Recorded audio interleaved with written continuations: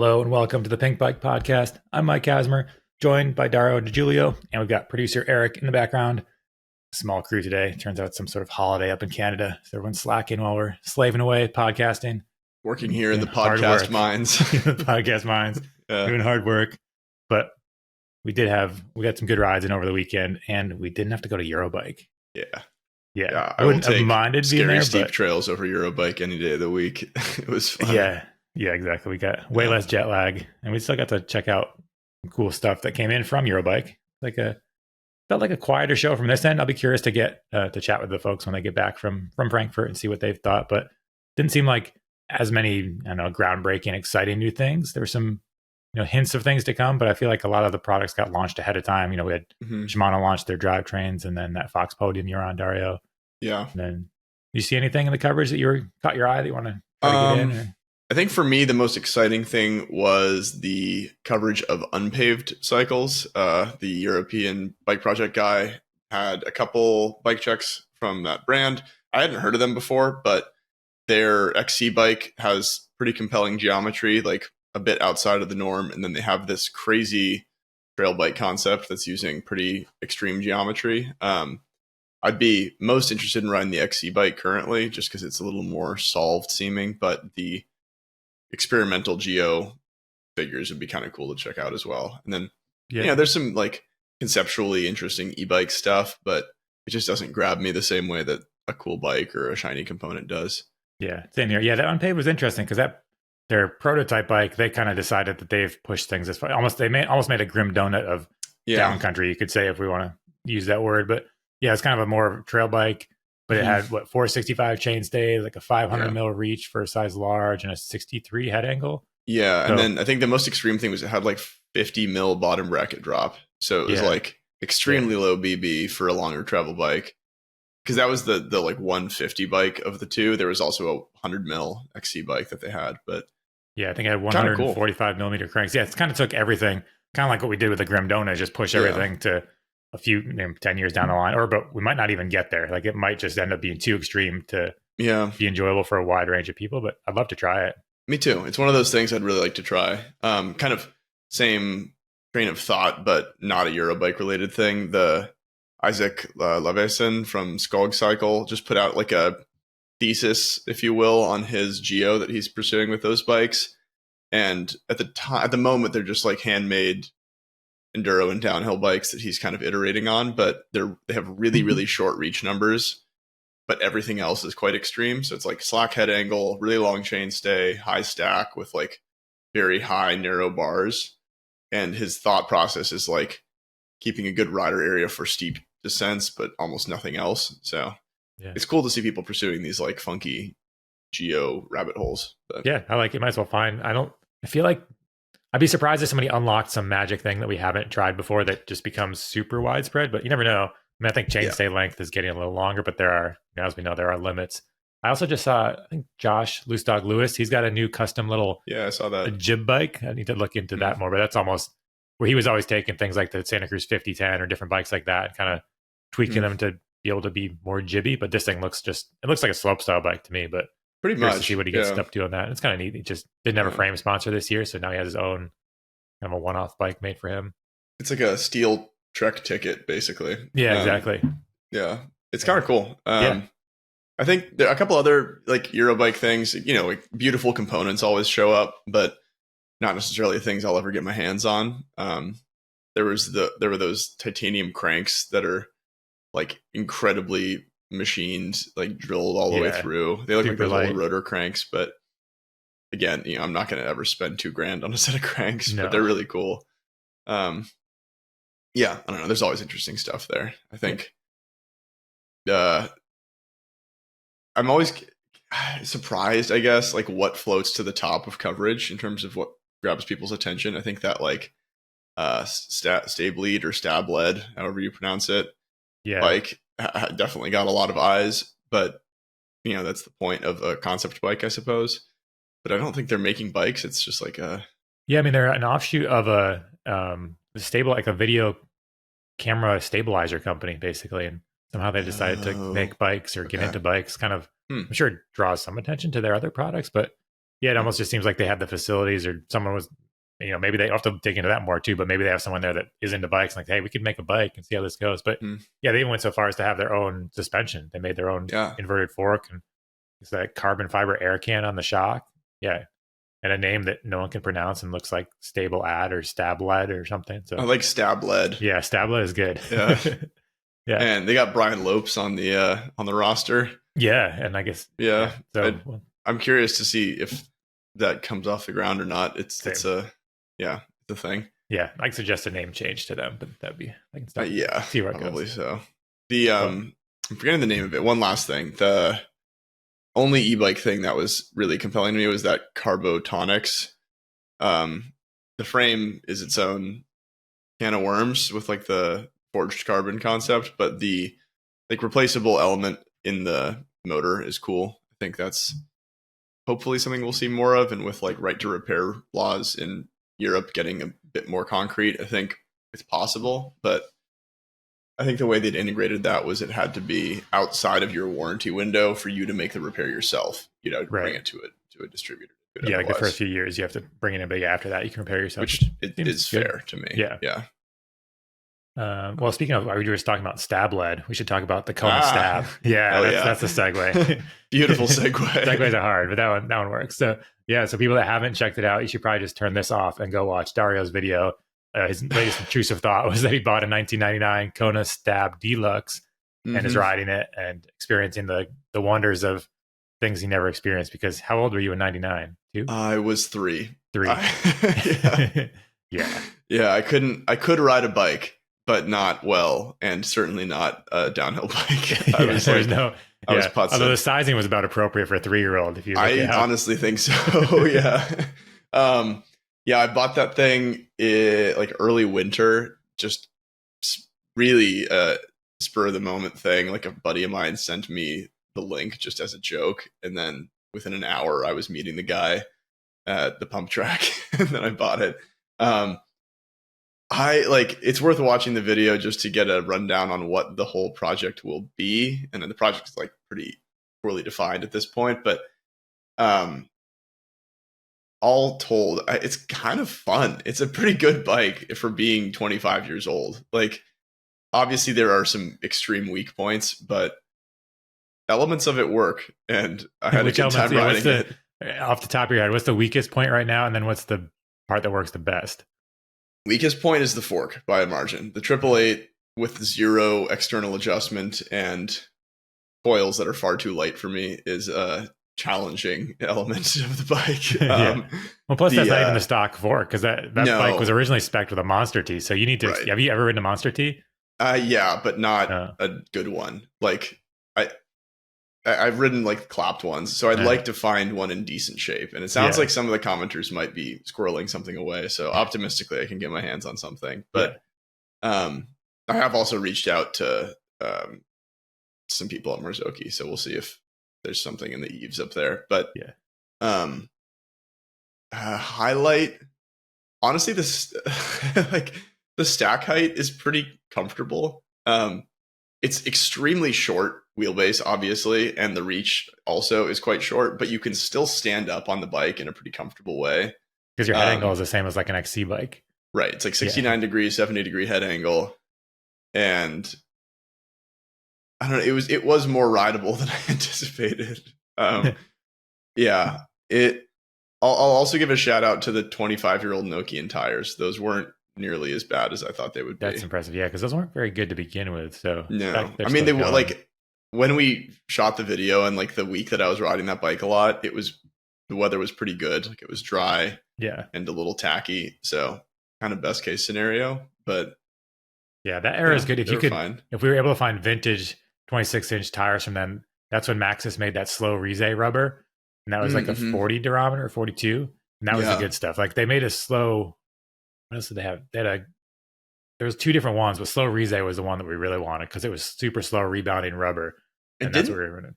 Didn't they use that rubber to make like a tire that looks almost exactly like the High Roller now? I forget what it was called, but we were just running. It's like a 222 all the way down. Yeah, it was all about the Minion DHF. Like that was it. And then, well, I guess the original. But they had I think they were calling it a 4-cross tire. It was I'll have to do some digging, but Yeah, it was I wasn't doing much four cross in 1999. no, but whether it was branded for that or not, it is the High Roller 3 basically. Yeah, interesting. But yeah, we'll start stocking up at old 26-inch tires for you. Yeah, I mean, luckily, like some brands still make like modern.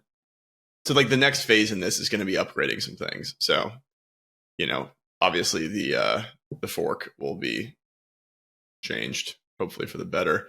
The I think the shock is fine. I don't anticipate needing to do anything there, but the tires, I'll probably put some freshies on. You need to get you one of those Tytech Knox scoper posts.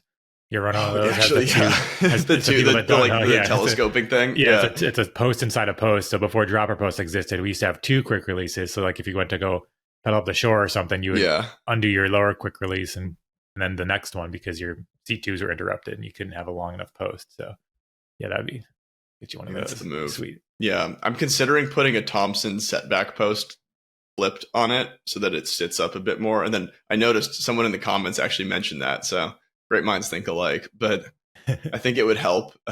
Yeah. I mean, you can also get, there's that little company in Europe that makes the modern thing to make your seat ride vest or whatever it's called. Yeah. That would be cool. We'll see what happens. Yeah. But, it's a good project. Yeah. So, I'm curious to see what happens. It's been fun. I haven't done much with that Sunday yet, but maybe we'll have to get out for a vintage ride one of these days. And I think we should do weird things. Yeah. I don't know. I wouldn't recommend that like every person listening to this go out and buy the, poster bike of your dreams from 25 years ago. But it was like, you can all do that if you want to. They're pretty cheap. But be careful. It was really fun. Be careful. Yeah. Like they're still bikes from 25 years ago. So yeah, that was the one. My one apprehension with the Stab was someone who worked at Kona a while back was like, is the head tube still on it? When I told him that I had it, and now that thought hasn't left my head. So far so good, but I do fear the front half ejection. Yeah, I wouldn't do any like giant road gaps or case too many things with it. I think careful riding of the vintage bikes. Yeah. I mean, the benefit of having a 69-degree head angle is there's not a lot of moment force on that head tube compared to modern bikes. Yeah, just going straight up and down. It never gets like splayed apart. Yeah. I guess that's one way to think of it. But I just won't 50-50 case anything. Yeah, perfect. Well, we're speaking about forks. I've got so many segues today. Speaking of forks, we should talk about the new Zeb that popped up, or maybe the new Zeb. We saw that. Yeah. But there was an Enduro race this past weekend, which we covered it, but it's hard. I don't know. Actually following the Enduro race is not as satisfying as the downhill races these days. Like, there are videos up, there are course previews, we've got photo epics, but I don't know. Personally, I'm just not as into it. It's like, it's hard. I think like this round was exciting to me in particular because it has some crazy stages that are like really long, really difficult. Like the opening stage at this race is like 15 minutes long. It just looks brutal. So I really wanted to see as much of it as I could. And even watching their, edited full recap video that Whoop puts out, it's just not a polished product. And I don't know that they're going for that. I think their idea is like, oh, we'll release like these kind of collage-y feeling videos that will get people like the vibe of the race, but you also want to see people like riding hard. I don't know. It's hard. When I watch them, it feels like all it does, it makes me want to just go riding. So I end up watching 5 minutes. Which is good, but but it doesn't feel like I'm watching a race. It feels like I'm watching people ride, at a quick speed down a trail that looks fun. I think that's what's harder about it, because I think when you watch downhill, you get the elements that seem like, oh, I don't know if I could actually pull that off, or I know I couldn't pull that off. That's crazy gnarly. Where Enduro, like that's always been the appeal of Enduro, is it's accessible, but at a certain point, it doesn't like capture me as much. Like I'm glad that people are still doing it, and like lots of respect to the riders racing, and they're going so fast and they're super good athletes. But as a spectator event, it's a lot harder to kind of get into, I find. And I feel like for myself, if I'm having trouble getting into it and I'm fully addicted and like as immersed in mountain biking as you possibly can, I think for the casual fan, it's got to be a lot harder to really like grasp onto it. Yeah, I mean, as before, like some of the best coverage is like the vlog stuff from like Ed Masters and like Brian Cahal and stuff like that. It's just like watching their YouTube video coverage is definitely more thorough than what the UCI is putting out. So that's we'll see. It is what it is. Goes. But yeah, there is a new fork. It's on a few bikes. It's red. It's got funny new lowers and a bump hidden by a shroud. I think the bump is like a extra air volume thing, kind of like the Vorsprung Seekus. Just based on ride impressions on the current Zeb, I think a lot of people have complained about the progressivity of the air spring, and this would be a way to say like alter that and potentially add adjustment. Like there's a new foot nut on the fork that looks like maybe an adjuster, so potentially something there. And then everyone at the race was running a flight attendant version, but based on how RockShox does things, I would assume there's a non-FA version. And there's like a funny black shroud over the arch as well. I kind of like pie in the sky guessed that it would be a stiffness thing, but I think that's pretty unlikely. I don't think that my theory, I don't think that they would allow, it would be super not dangerous, but it'd be odd to have a fork manufacturer let people tweak stiffness to a level that'd be noticeable without, like, because you could potentially, somebody forgets to put the piece back on it, like then have the fork twisting and then they crash. So you'd have to have it be like base level, nothing in it is safe to ride. Yeah. And at that point it's still quite stiff. So I don't think that's actually it. It does look like new lowers though. So with the new lowers, I'd be curious if they did tweak them at all to make the stiffness different. Just because, I'd also be curious to see if a company ever comes out and says, we made this less stiff for more compliance. Like, I could see that happening as we've come out with these 38 mil forks and they got really stiff and some people complain they're too stiff. So I wonder if ever we'll see them kind of take a tiny step back for a little less stiff. Like I've never had trouble with the Zeb stiffness, but interesting to see what they do with that. Yeah. I mean, there was some chatter of that with the podium. I think some of the marketing material was a little confusing to people where it was like, it's super stiff, it's stiff enough, but it's also like equivalent to a 36 torsionally. And I think maybe this like clarity on that will help people. But to me, it's like with the podium, for instance, it just does what I want it to do. I'm not focusing too much on the relative stiffness of it. It's just like in its own use case, it works well. And I think like, as long as that's the ultimate consideration, then great. It didn't get used very much at the Enduro. There's definitely some chatter about which that. Is odd. I don't know. I mean, the 38 is still excellent, so I don't see any reason to not use that. It could just be, the racers are used to one thing and don't want to switch. I mean, I know they've been spending lots of time on the podium outside of the race track, or some of them have, but it could just be that they don't want to mess with the setup for what they've got. Maybe we'll see it for different courses, but I'd be curious how by the end of the season, see who's using it and kind of what they're choosing. Yeah. I wonder like if it's an element of them still honing in on a tune they like, or if just the weight of it wasn't worth the upside on the descents for the given tracks. Like, it was a 2-day race, a longer one. There's some big stages. So maybe some like hefty climbs in the stages. It's not like a pound extra is going to make some tremendous difference, but it adds up. Yeah. And if the performance isn't different enough to them to be like, it's not going to help them be the, but if they don't think that that's going to be the difference between them winning and not winning, they're probably just stick with what they run. But I'll be curious how that shakes out. Slavomir, who won, I don't think was running the podium at earlier rounds, right? Because some of the other Yeti riders were, but I don't believe he was. Yeah. So, but Richie, who had been running it, wasn't. So he got second. I don't know. We'll see. No other info really on that RockShox fork, but it looks cool. It's aesthetically like quite different to the current stuff. I don't think aesthetics should matter too much, but they do to a lot of people. So take that for what it is. Yeah. When that comes out. Yeah. Cool. Well, we have something a little different today. Another interview. Yeah. And this is not Enduro riding. This is long distance cross country, actually across the country riding. Dario interviewed Robin Gemperle, the Swiss man that just set the new Tour Divide record. So the Tour Divide goes from Canada to Mexico. He did it in 12 days, which ends up being 11 days and 13 hours, I think, or 19 hours. It like a truly insane time. It's the 262 miles a day. Average is 235 a day. 235, and this is off road dirt roads mainly, but some single track and some big mountains. And 21,000 feet of climbing a day. So for, again, that's 230 miles and 21,000 feet of climbing a day. Yeah, every day for almost 2 weeks. Yeah. And so like technically this isn't the new record because the Tour Divide record is like a very fussy definition because it's so long, covering 2,800 miles. Inevitably, there's some sort of natural disaster that occurs as you're passing through the route. And so this year there was a forest fire that caused a small reroute.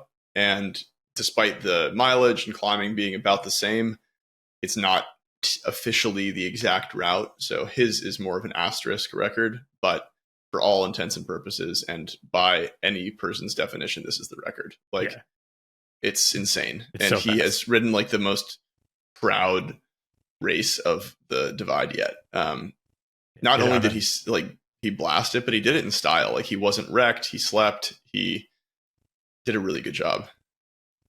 What kind of bike did he do it on? Is it like full suspension, or did he do more of like a gravel style? He rode a Scott Scale, which is their carbon hardtail, but there's also a Scale gravel, and that's the sub definition he rode, which is like a slightly lighter, narrower tire clearance thing that still fits a suspension fork. Yeah, we talked a bit about his bike setup, but he's running 100 mil SID fork with drop bars and aero bars. Yeah.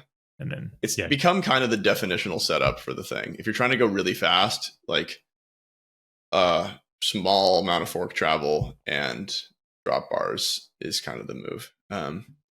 But yeah, it was cool to talk to him. I'm a huge fan of the event, and it's, by Pinkbike definitions, it's not mountain biking, but it is done on mountain bikes. Mountain biking. Don't talk for Pinkbike. This is mountain biking. Like, yeah, fair enough. It's not single event. Track. I'll put it that way. But like that's a mountain bike event, maybe gravel, but whatever. But like that's still mountain biking. There's plenty of single track and there is. I mean, I've ridden it. I know. I don't want you to speak for Pinkbike and say we don't think the Tour Divide. No.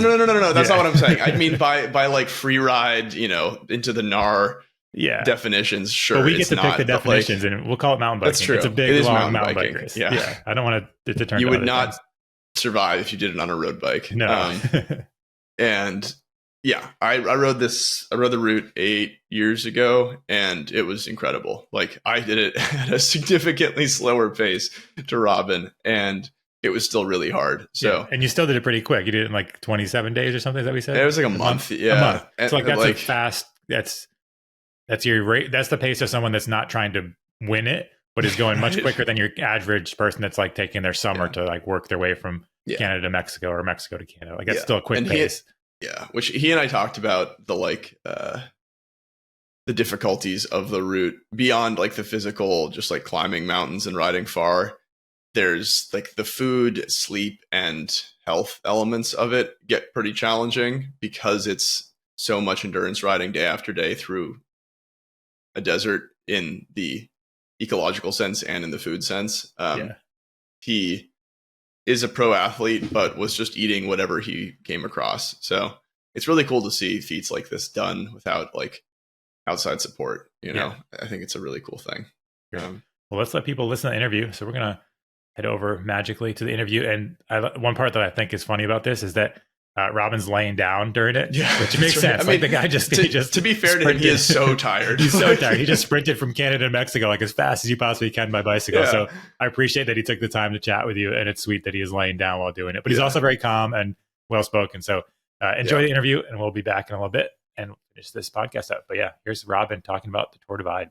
I am here with Robin Gemperle, who has just completed the record-breaking run of the Tour Divide mountain bike race and this year's winner. We're going to sit down and chat a little bit about the effort, the route, the highlights, and maybe even a little bit about the bike setup. But first, how are you doing? How was the week and a half out there? But now I'm super relaxed. I think it's great to be done. I think that's one of the nicest aspects of ultra cycling. Like being done after having had quite a rough time. So yeah, at the moment it's I'm feeling great. Yeah. Do you let yourself feel excited to be done during an event like that, or do you try to keep that appeal out of your mind? No, it's definitely something that always comes across my mind. At, Okay. it's quite interesting also that like during so many hours you think that actually arriving at the finish and being there is kind of a great emotional like outburst Release in or a sense. something. Yeah. Yeah, but it's not at all. Hmm. So it somehow it feels even more appealing during the race than it actually is then after the race. Ah. Um, but yeah, one could think that sometimes this stops you from performing, like thinking about the finish. But Mhm. in my case, I think it's I have a nice balance. It's kind of motivating, so it should be okay. Okay, I like that. And you came into this race with a pretty specific goal in mind. You wanted to win this year and you wanted to break the record. Did that pressure kind of did it build any challenges for you along the way, or was it helpful? Um, like I would say, it's kind of my style Mm, to always state very clearly what my idea on and my goals are. mhm, And yeah, in that case, it was for sure, let's say it was a bit bolder because of the fact that the race is so long. So mhm. saying, "Hey, I'm coming here, and I want like I will only be happy if I break the record," Right. is kind of let's say difficult because during these 2 weeks so many things can happen. And Yeah. and I mean, coming to a race that takes maybe 2 days and say, "Hey, I want to make a new FKT or something," is kind of maybe less intimidating also. Mhm, So yes, it definitely resulted in a quite um, extensive nervousness before the mhm. start. Um, but yeah, I feel like I'm still kind of controlling this, and I'm very aware that if I state so clearly what my goals are, and if I even enjoy that, then well, I have to somehow be able to deal with the pressure that results from Right. it. Okay. Yeah. And in terms of the preparation for an event like this, like clearly you know you're a professional, you're always training, but you what was it 3 4 weeks ago podiumed at the Unbound XL, and Mhm. then over the course of a year, how many events like this do you do? Like I know last year you won the Transcontinental, but Yeah. Actually, like mentioning the Transcontinental is quite matching because last year it was the Transcontinental, which was kind of my season's highlight. So oh, this okay. also shows there is not the option to like do such a kind of race every other month. Hmm. So I would say Tour Divide is now clearly the highlight of the year. It's probably Yeah. the single really long race that I'm doing. I will also Hmm. be doing Silk Road Mountain Race, but that's already way Oh, cool. shorter, so it Right. works. Right. But I would say like one race that takes longer than a week is possible. Hmm. Um, much more is not. Well, maybe it's possible if the races are spaced out properly, but usually that's not the case. The important Hmm. ones are often really in summer. Um, and then also what for me also plays a role. I like to ride races like short races like Unbound, maybe like Trucker Adventure, maybe like Badlands. Hmm. It's funny to And hear those described as short races, but yeah, like I mean, that. in the scheme of things, they are. In the scheme of things, Yeah. exactly. Like so yeah, but for what I do, they need way more or a way more aggressive specific training than for example the Tour Divide needs. And Hmm. due to the fact that I also want to perform well at an Unbound XL, it's not my clear highlight, but it's clearly something where I would like to be good. Due to that fact, yeah, I also have to put in specific hours for these races. Hmm. And yeah, therefore I would say Tour Divide is clearly my season's highlight. There's Cool. not going to be another 2 week race I'll be doing. Yeah, fair. There aren't too many out there. I mean, it's True, still that's also true. Yeah, yeah, yeah. Do you have your? I mean, obviously you're doing Silk Road. You said. Do you have similar aspirations with that? Do you want to try to carry the momentum, or is it more yeah, just for sure, for sure. okay? Like I feel like I'm one of the very few professionals in that discipline. Yeah. There's more and more coming and more trying to make it, but at the moment it clearly is like maybe this sounds a bit, what should I say? Maybe this sounds a bit almost arrogant, but it Mm. is kind of my ambition to raise the level a bit, maybe like Yeah. No, to I to think to that's step up. happening quite consistently, it seems. Yeah, like to step up the game. I also think I'm not the only person like who aspires in doing that. There's others for sure, Right. who are also like getting better and better. Yeah. So clearly, also for Silk Road, I will definitely go there and want to win it. Hmm. It is the case though that you know, even though it might not really look like it, but now to divide, it costs a lot of mental energy and a Yeah. lot of motivation. So for sure, I would say over the course of the next few weeks, I'll be a bit less hard to myself, and it could result a bit in a decrease of shape.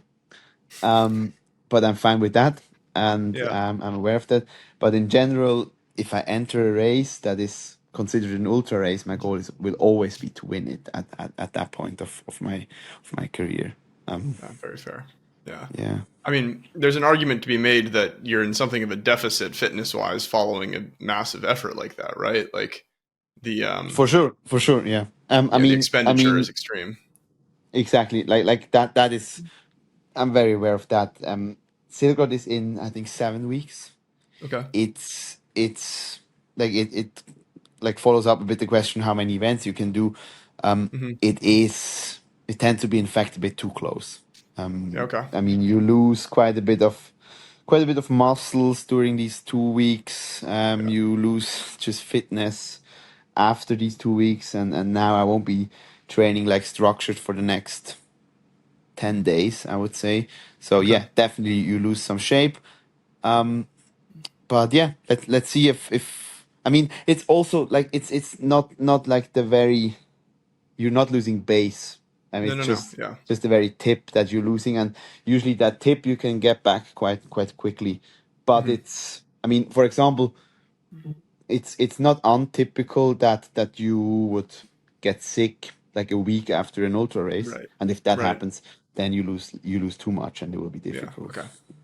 So you're being careful with that kind of thing, I would assume. Yeah, for sure, Um, sure.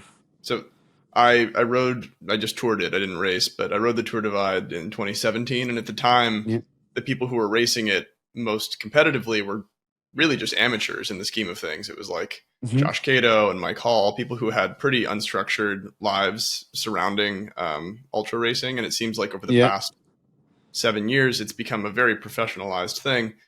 Do you see yourself kind of at the pointy end of that in terms of developing a racecraft for these sorts of things? Um, I would actually say, for example, Mike Hall.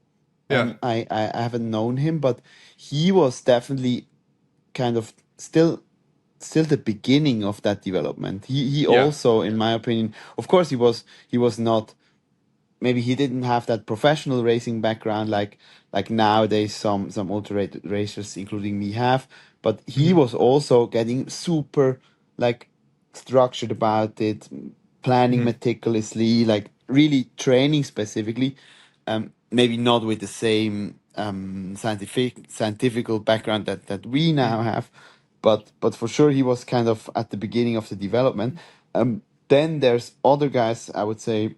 I don't know how much you know them here in the US, but for example, Ulrich Barthelmös, Christoph Strasser, Hmm. um, also Justinas, like Hmm. kind of, well, Justinas not, but for example, these two guys I mentioned now, Ulrich and Christoph, they're kind of a generation before me, and Prior, already yeah. them were very, very professional already, and I think it's Hmm. just now natural that yeah, there's now young guys coming, or a bit younger. I'm not really a young one, but younger guys coming that have that professional racing background that saw those other generations taking this discipline very seriously, and are Hmm. now just like building their their next step. And I'm pretty sure that also behind me there's already like probably 20-year-olds Who are that will starting to then be optimize and even figure it better out. than me for sure. Yeah. That's So cool. and I think that's a beautiful development to see, and I think that's very cool about the niche sports, that you can Mhm. really like also be um kind of defining almost. Hmm. This is really Yeah, it's feeling easier to see the trajectory of it because it's exactly. Yeah. fewer people, Yeah. right? Yeah. It's a very cool Yeah. That's thing. cool. You mentioned like a scientific approach. How Hmm. closely controlled was your effort? Like, was your food something that you planned out? Obviously, you prioritized sleep, which Hmm. historically hasn't always been a method that people had. Like, how did you go about planning all that? Okay. So scientific approach for sure. Just I train um like with good professionals around me that I Yeah. trust. So this is not focused on the race itself, but on my everyday training schedule. So there for sure, I or this results in a confidence that I can do what I plan to do somehow. Mm. So I can go this fast or that fast. Um, this because you just have the numbers that show it should be possible. Then for the race itself, it's kind of a mixed approach. So for sure, I've had stages laid out. Mm. I've known about where it's possible to sleep, where hotels are available. I've Mm. known what my time goal time would be. Wasn't sub 12 days before the start, but it was still quick. Um, Cool. so um, and maybe also if you say, hey, I want to sleep in hotels, then for example your stages Hmm. are quite soon they become pretty clear Yeah. because there are not so many hotels. No, I mean Um, you're exactly. pretty well So defined on that route as to how many yeah, places you could stop. yeah. Yeah. So in the end, it's just like check out the route and then make your plan, and it's not like maybe I can add 50 kilometers on that day so I can relax a bit more on the next. This is not the case. You I really see. the route defines your pace in a sense a bit. So And were you sleeping in hotels every night? I try to, yes, yeah. Yeah. I, So I actually, sorry. did you Yeah. bring a bivy or anything, or was it just No, plan I for brought the hotel? sleeping bag. I brought the sleeping bag. Okay. And an emergency bivy, which I Hmm. didn't need. Okay. Just a sleeping Cool. bag. So, but funny thing is, in the first night, I didn't sleep in a hotel, or in Hmm. my first sleeping stop wasn't in a hotel. I had the plan to go until Columbia Falls, which I thought would arrive at I think Saturday evening, and then Okay. I was there a bit earlier, but somehow I missed the hotel there and just went past No. Columbia Falls because I thought it would still come. Yeah. So first night was actually the worst one. I slept outside Hmm. in the afternoon on a meadow. And after that, I always slept inside except for the last Huh. night. There I Okay. slept outside again. Yeah. I see. Wow. And the last night, were you in like Silver City or further north of there? No, I was actually way further north. It was Yeah. at the beginning of the detour, Oh, okay. right at the beginning of the detour. So it was in the Gila Yeah. Yeah. forest. Okay. Just And under a yeah, nice this year's tree. detour was due to wildfire, right? Exactly. Yeah, Yeah. yeah. Okay. Actually, with the detour, I mean, you asked me at the beginning about what was your goal and mentioned the Hmm. record. With the detour, this is not considered an I know. FKT I what I know. did. It's not official. But yeah. Yeah, but then in the end, like the scene will. I mean, you cannot really talk about the fastest tour divide now without mentioning probably my ride. So Yeah. Well, so and it's there's okay. always an I don't mind. asterisk with the tour because every year it seems almost Yeah, inevitable that there's some sort of yeah, detour at yeah. this point. I More mean, and more. Yeah, yeah, it's what happens exactly. when you try to cross a continent in Yeah, less than 2 weeks. there's Like weather, something is going to happen. Yeah. um, in terms of incidents along the way, did you have any like beyond just like the physical challenge of it? Did anything break on the bike? Did you run into any like illness or food issues? No, actually, I've been super fine. I think I have the privilege that I have, like, this is also a good part about being kind of professional. You get You get the nice nice, stuff, you get nice yeah, nice material. stuff. You can ask your partners to swap out things that are not at 100%, and this Okay. is, of course, also changing the sports. I know that not everybody likes this, but Mm, it clearly is a privilege that I have and that I use, and mm, yeah, therefore I consider it part of my, let's say, responsibility as an athlete to make sure I don't have any defects. mm, Like, of course, this is not 100% controllable, but it's controllable to, in my opinion, to quite a high degree. right. So therefore, now for that case, for that race, I've been successful with, yeah, maintaining my bike in a good state, and that can also be considered a success, just like maybe Cool. physical successes, Hmm. And in terms of the or at bike least setup, you're running what has kind of become the typical for the Tour Divide, which is a hardtail with the drop bar, right? I think it's become typical. Yeah, you're right. Yeah. Yeah, that was I mean, it exactly makes the. sense. It's comfortable and fast, and you've got You have plenty a of lot hand of positions. hand positions, exactly. Yeah. Yeah, I liked it a lot. Yeah, for Okay. sure. And so you ride for Scott. So you're on was it the Carbon Scott scale, right? Exactly. Yeah. The funny thing Okay. is that the frame that I rode is actually a scale gravel. Oh, is it? Okay. Um, it's Huh. basically the same frame as the scale mountain bike, but it comes with a rigid fork. Ah, okay. Um, but what I did, I swapped it back to a suspension fork Okay. and the drop bar, and then it's like, um, yeah, it's a scale gravel with suspension fork. So Cool. it's kind of a special bike. I think it's, yeah, it's been a good choice, and it worked really well. I've been happy Uh-huh. about it. Yeah. And you're running like 100 mil travel fork, right? I think even Cool. 110, Yeah. Okay. 110, Um, yes. and in terms of gearing, just going as high as you can fit on the bike. No, not as high. I had 38T. Could Okay. have added 40, but honestly, I could have used 36 as well. Yeah. Maybe. Like, in There's a lot of hindsight, climbing. people always say should have gone bigger. But Uh, to be honest, maybe a smaller gear sometimes would have been just as fine. Yeah, yeah. I mean, there are a few climbs where you'd be it pretty is pretty quite steep steep. sometimes. Yeah. Yeah. Huh. Or I mean, now I've been able to maintain a good state of my knees, but Mm-hmm. as soon as I would have had maybe issues with that, I would have needed a smaller gear. Okay. So maybe lucky about this as well.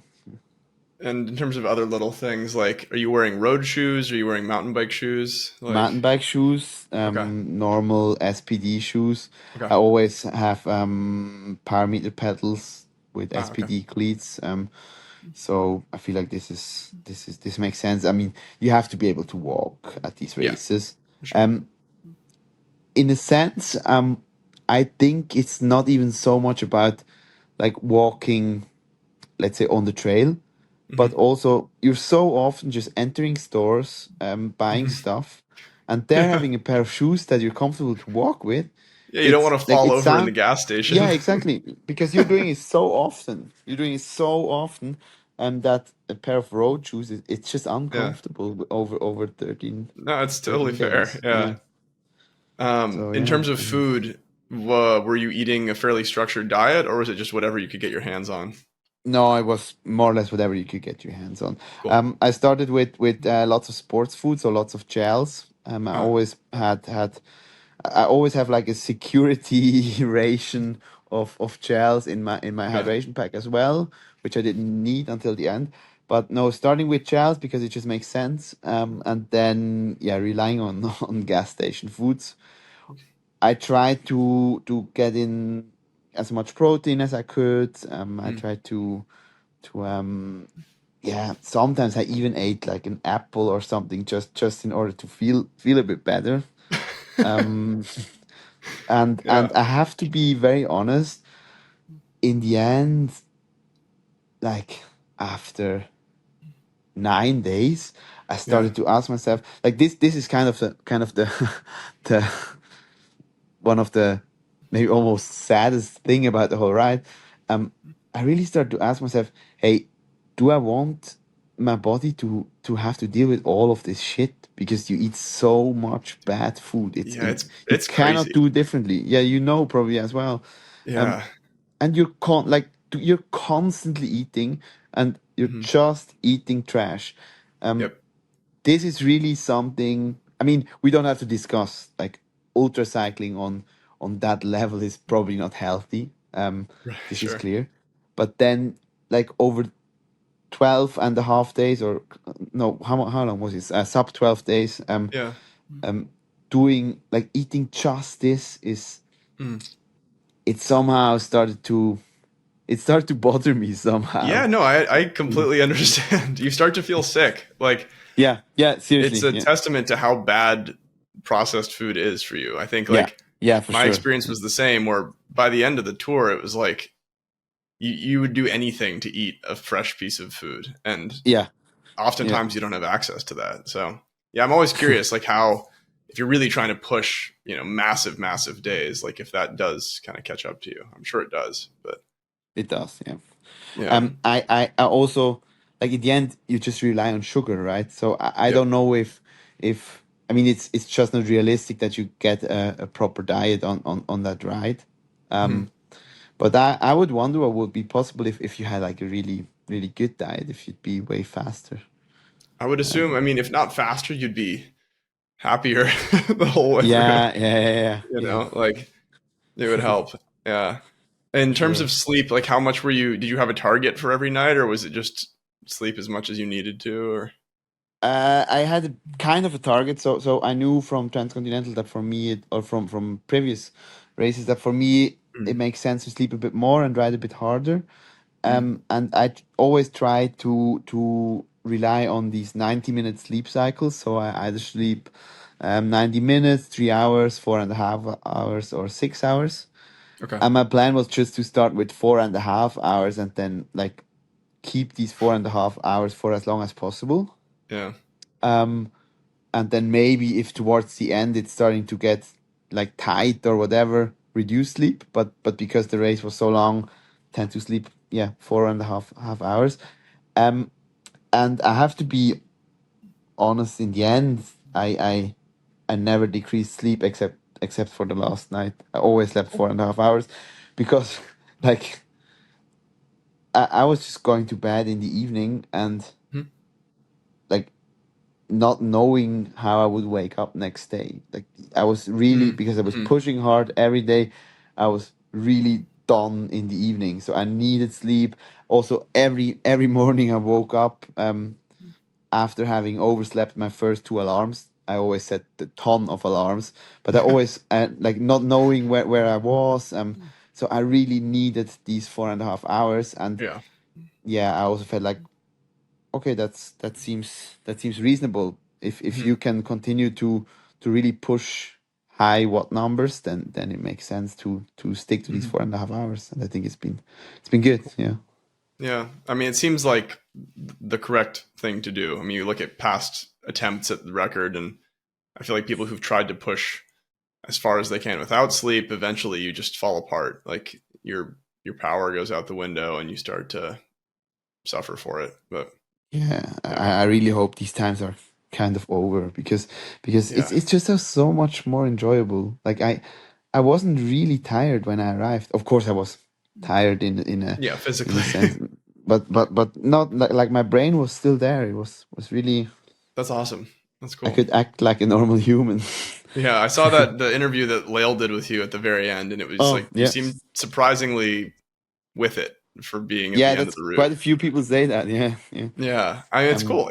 Yeah, because I rode the route northbound, and so I was running into the racers as they were finishing, Uh-huh. and some people like truly had no ability to Oh shit. Yeah. converse. And it happens. Like people react differently to stress, but it's cool to see that like the cutting edge of the sport isn't pushing the sleeplessness thing. I think that's good. Yeah, I also think that in the end, this means that it's just more about actual power numbers, actual fitness, Yep. and if we want the sport to be, let's say, maybe a bit more popular, or if we want to have more people that are amazed by it, I think power numbers are more interesting, or fitness and power numbers are more interesting than zombies in a long term. Yeah. Mm-hmm.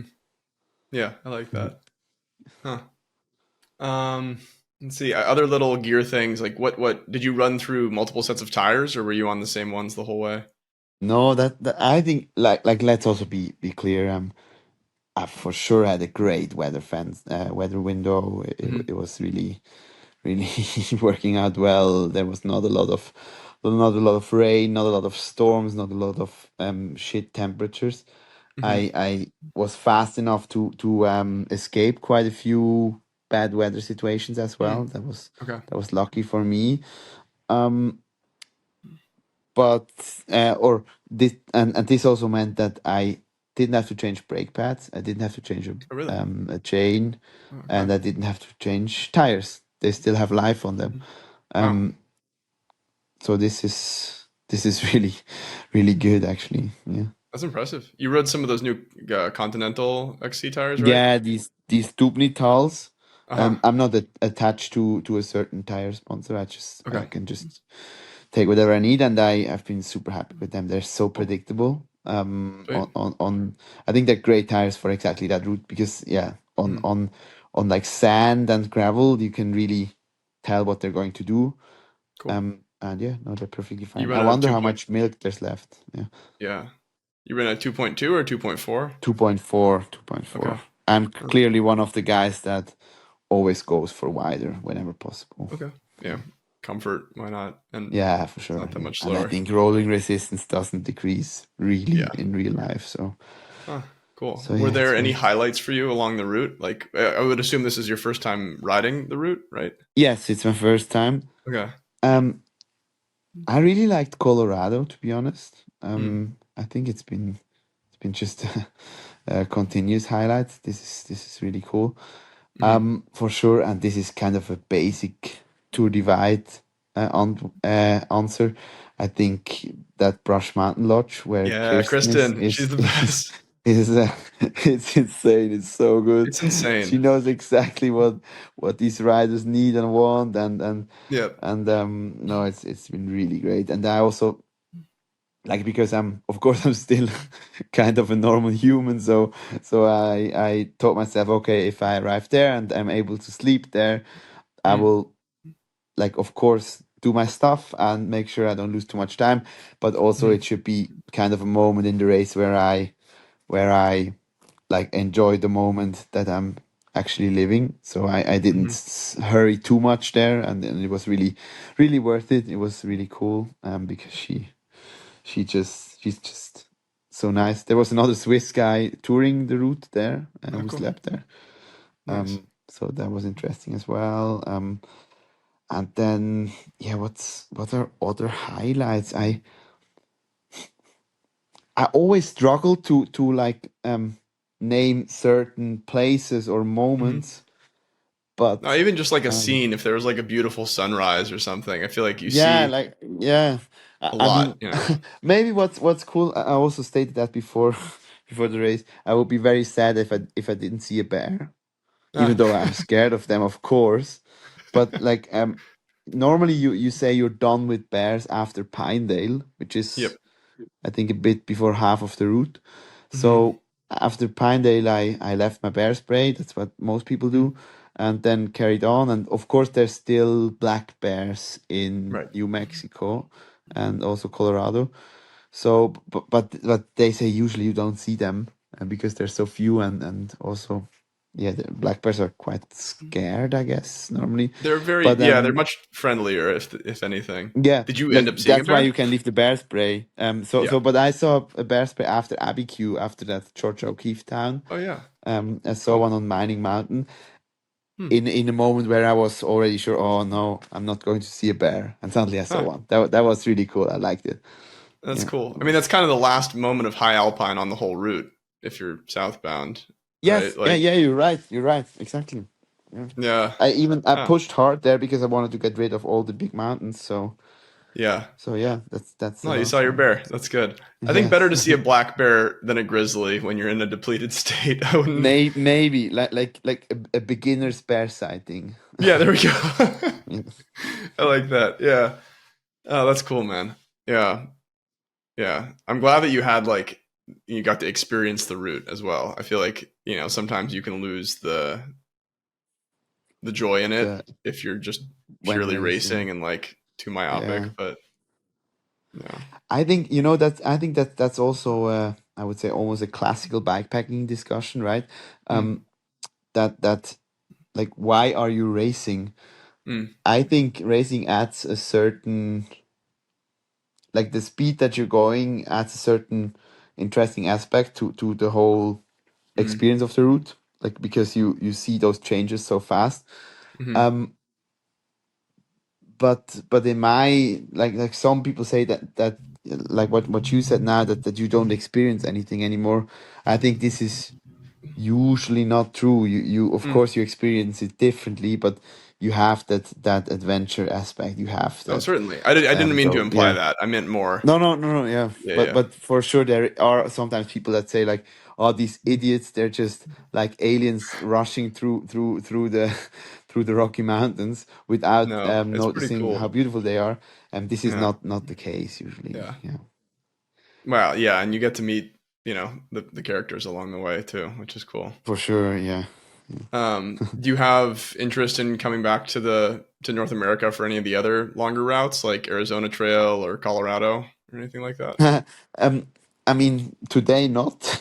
Yeah, yeah, I'm sure not but right now, but um let me say as far as I know myself, I'm sure this interest will develop. yeah, cool. Um, and yeah, also, of course, there's the European bikepacking scene that I'm also very Mhm. interested in, but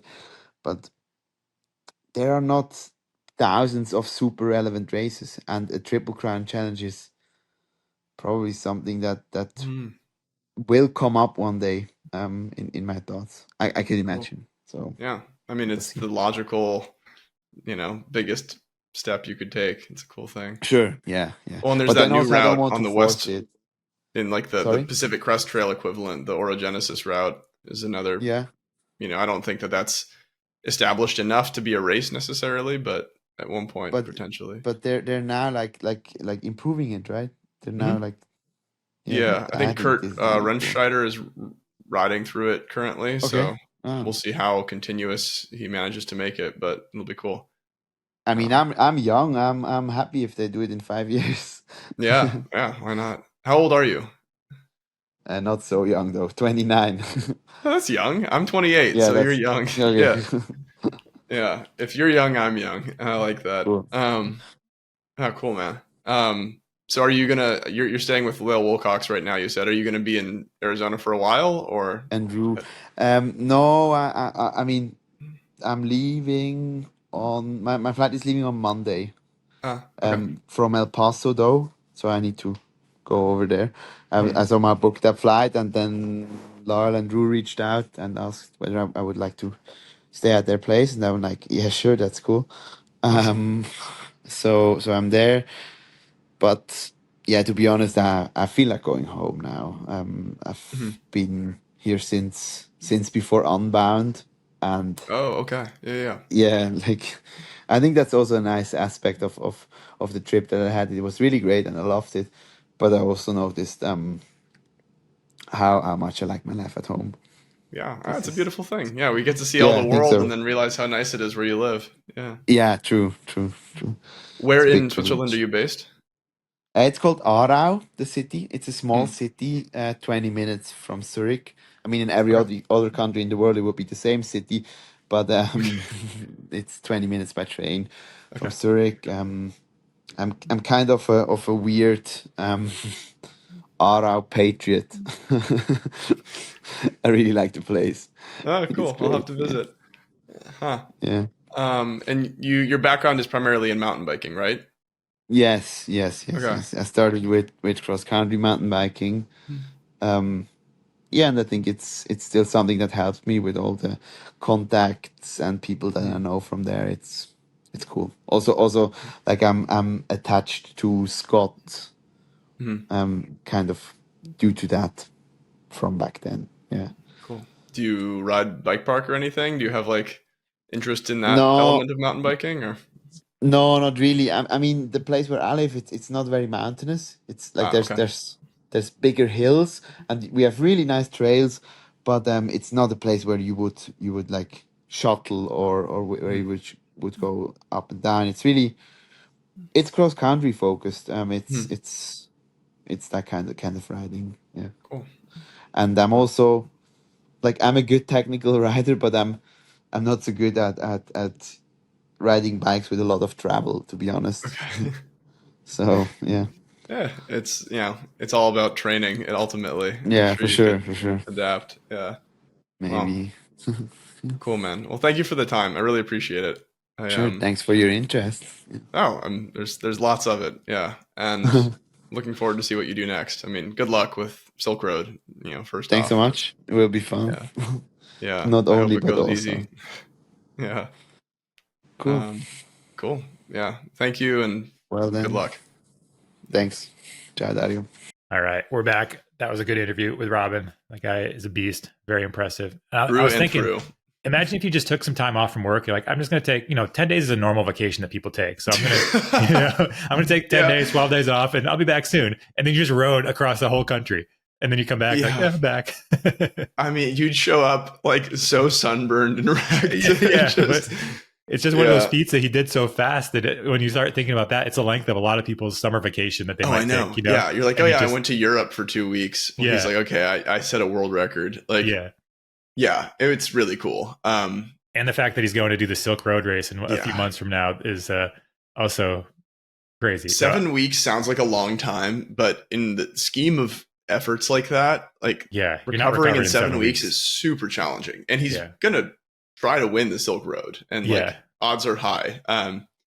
Super impressive stuff. Like yeah, I think it's really cool. And the fact that I think he said he's taking 10 days of rest before he goes back to structured training is impressive. yeah. I Like, don't understand. Yeah, yeah, we were riding the other day. We were talking about Ben Hildred, who did the million yeah, vert in 100 days. We were talking about maybe trying to check in with him and seeing how he's doing as far as yeah, recovery goes. Because yeah, these events, when you do something like that, it can take a year to recover, which seems your body just goes in a different yeah. place. So I mean, yeah, all sorts of systems beyond like muscular and, your heart and stuff like that. Like your body gets really thrown out of whack. yeah, So it's it'll be hard. interesting to see how those guys are recovering. Yeah. But yeah, thanks again to Robin for the chat. I am a fan. So it was cool to talk. Yeah, Yeah. that's awesome. Yeah. Yeah, well, now we should probably just get in some reader questions. Got a few, as always. I keep saying it every week, but keep doing it. I appreciate everyone that's sending your questions in. We try to get to as many as we can. Mhm. So yeah, at the bottom of this show description on the homepage, you can click on the little speak pipe thing and leave us a message, or you can just drop a note in the comments. But I do like hearing people's voices, so Yeah, me too. yeah, it's kind of nice. Yeah, we'll start with one from Peter. Howdy, Pinkbike. This is Pete in Denver. I'm 37.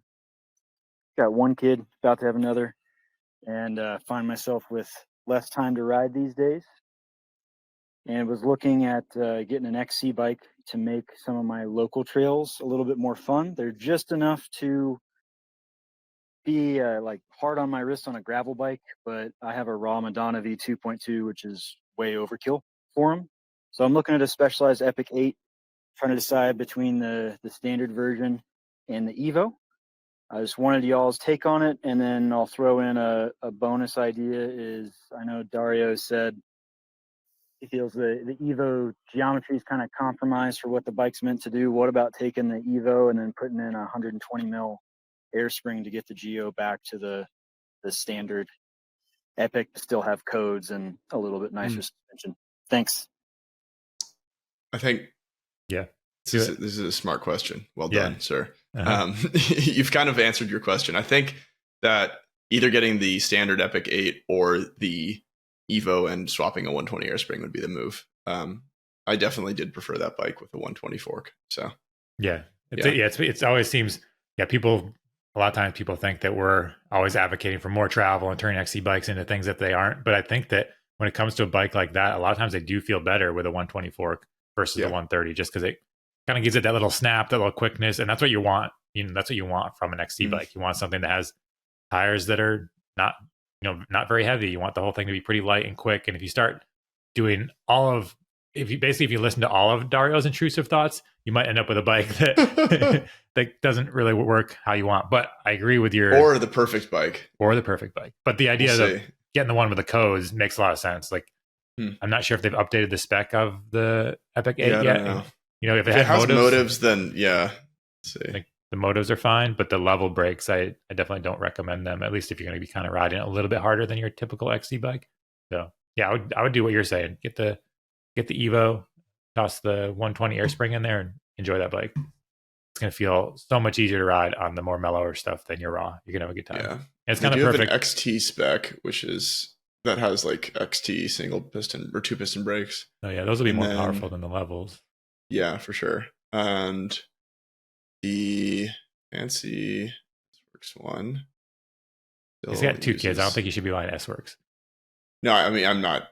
We got to give good advice. One that I saw. Yeah. But no, I think it moves to motives now. So okay, so if you get the regular ones, if it has motives, then those will be good. Those are better than the levels before. But if there are deals on those Evos with the codes, that's good too. And I think it's the perfect. I mean, it's a great dad or anyone pressed with time bike. Like if you have an hour and a half lunch break and you get out on your XC bike and just blow your lungs out for that long, it's super fun.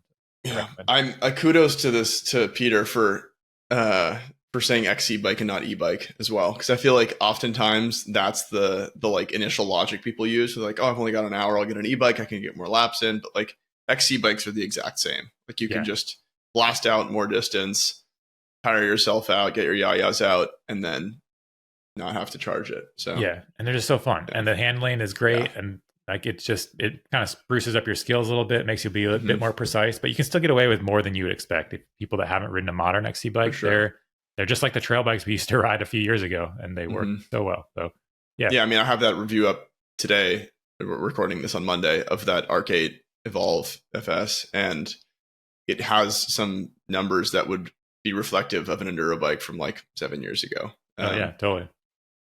I don't know that they all work in its favor. Like there are elements of it that are cool, but it is it's pushing the envelope. But suffice to say that like XC bikes have gotten to be quite a bit different than they were only a couple of years back. Yeah, now they have 120 miles of travel. They're just like light trail bikes now. It's super fun. So yeah, hopefully that helps. I would recommend listening to your own advice, and it'd be great.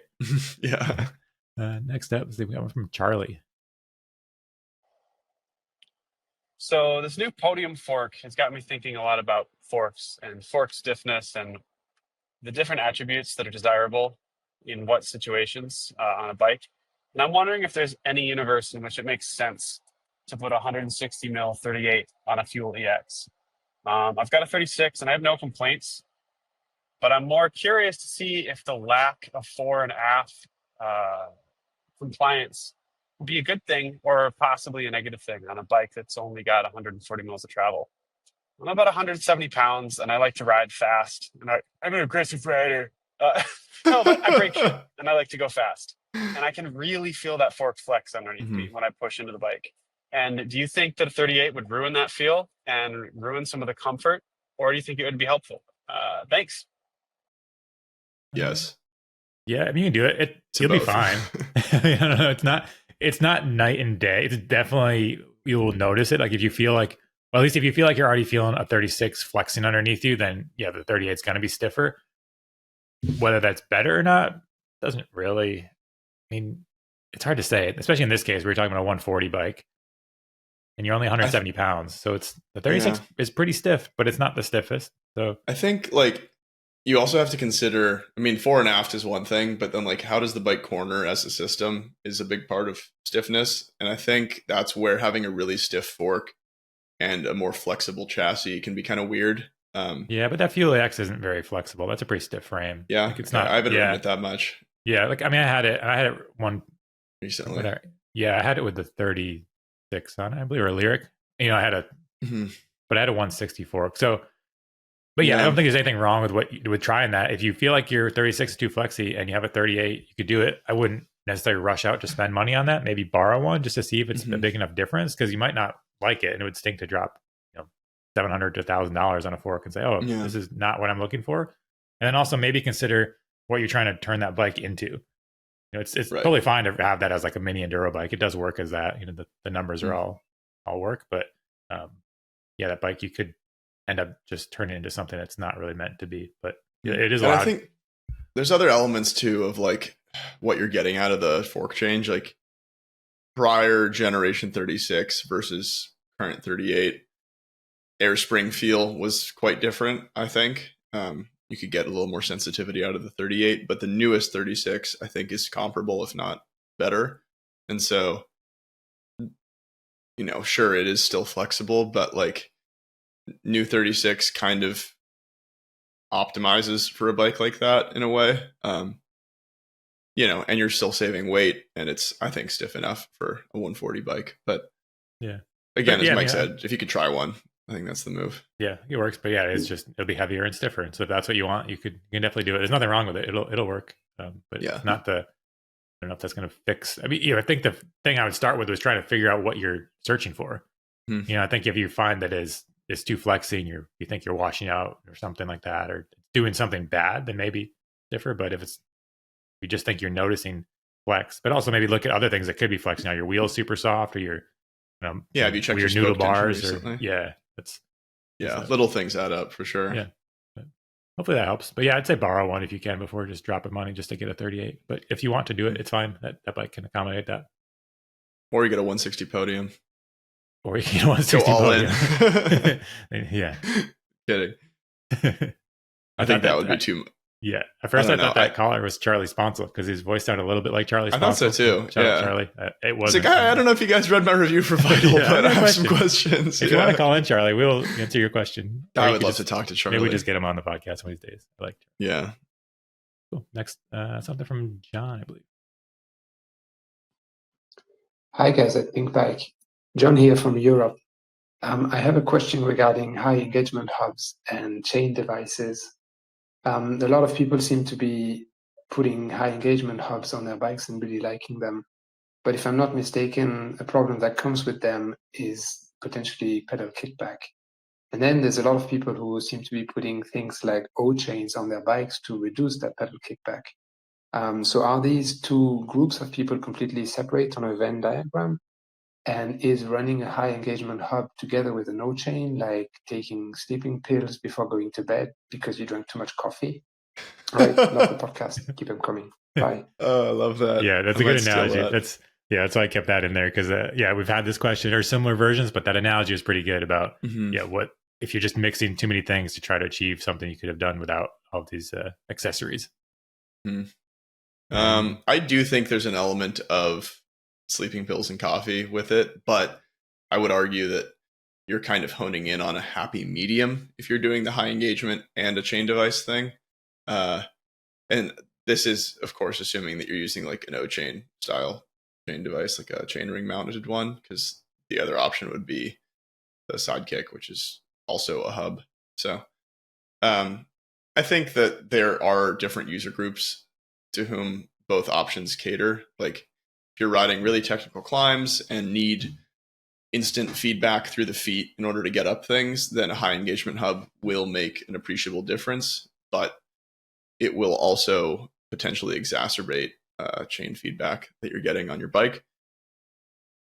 On the other hand, like a chain device can make a bike feel like it's riding deeper through travel and have some other knock-on benefits on descents, but it will negatively impact climbing. So, it's just a matter of like who they're for more than perfection. Yeah, and I I guess if you do end up with a high engagement hub and an O chain, the benefit of that versus a low engagement hub and an O chain is that when you are pedaling, you're more likely to actually engage the hub when you put power to the pedals. Like you can set the O chain in a different range of engagement from like 4, 6, 9, 12, or 6, 9, something like that. So put it into words, but if you have almost say you had an instant engagement hub, just more consistency. So you could do that. It just kind of depends what you're looking for, but it's kind of another question where you're just trying to decide what you're optimizing for. But I do think the O-chain benefit is definitely mainly on the descents. If you're trying to make your bike feel really good in the descents, the O-chain could be good.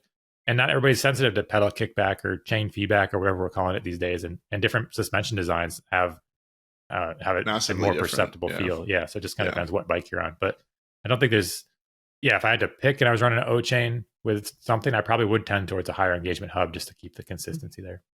Yeah. Yeah, I tend to agree. Yeah. Cool. Well, I think that's a wrap. Getting us to about an hour, a little over. And that's all the questions for now. But chime in with more questions.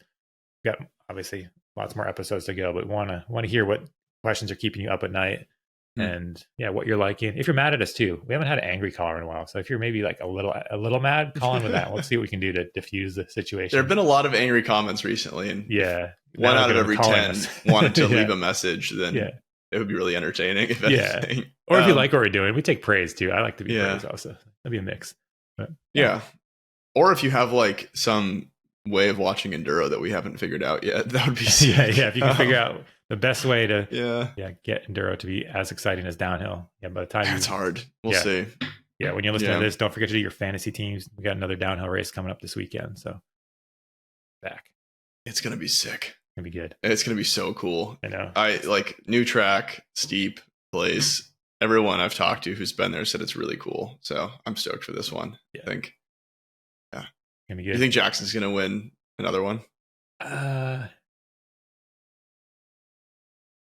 He could. He fully could. But honestly, I think he will. He probably will. Steep, and he's on like the most bulletproof confidence train imaginable. I know. That's the thing. As long as he can stay on it, and that's the thing. He's a wild rider, but he's not wild in a like just exploding way. He's not rolling the dice. He's just his level is at a different part than most other people out there. So he could take it for sure. I feel like I had a dream about Troy Brosnan recently, though, so maybe he'll win. Maybe that was like a sign. It was a biking dream. It wasn't anything weird, but he was riding, I think. So maybe that's a thing, foreshadowing. If Troy Brosnan wins, then I foretold it in my dreams. But you have some sort of prescience that we haven't yet tapped into. I'd like to see Laurie Greenland get back up in the rankings, too. He's another little rider that does well in steeps, but I think he struggled with some health issues the last couple seasons. But cool to see him. There's so many. I mean, I feel the same way about the Enduro field, where there's like so many characters that I have this like, excitement for, but they've done a good job of fostering it in downhill this year. Like I want Luca Shaw to win. That's my shout out. I'll say that. If I could pick. His podium to win ratio is I want him to win one. It'd be sick. But we'll see how it goes. It's gonna be good. Cool. Well, that's a wrap. This week's podcast. Thanks for listening. Catch you all next week.